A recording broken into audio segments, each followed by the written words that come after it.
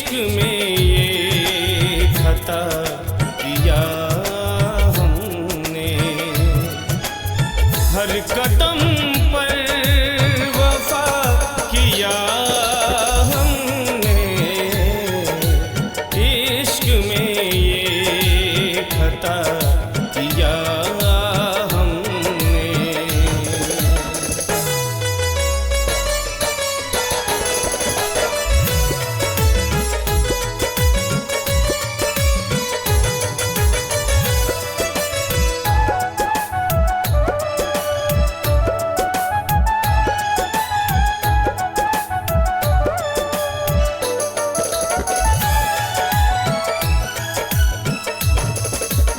अब तो तन्हाइयाँ है साथ मेरे, अब तो तन्हाइयाँ है साथ मेरे, गम की परछाइयाँ है साथ मेरे,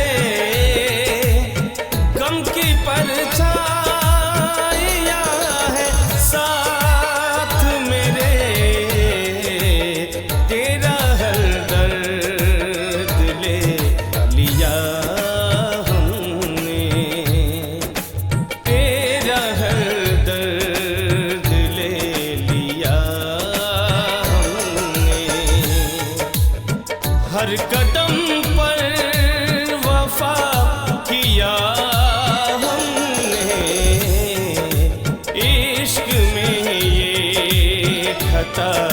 किया हमने।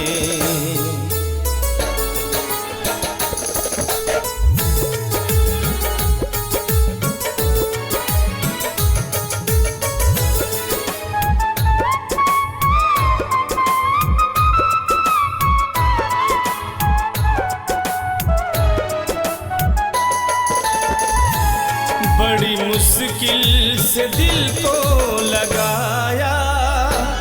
याद जब संग दिल का है आया, बड़ी मुश्किल से दिल को लगाया, याद जब संग दिल का है आया, दिल से ये क्या दुआ किया हमने, हर कदम पर वफा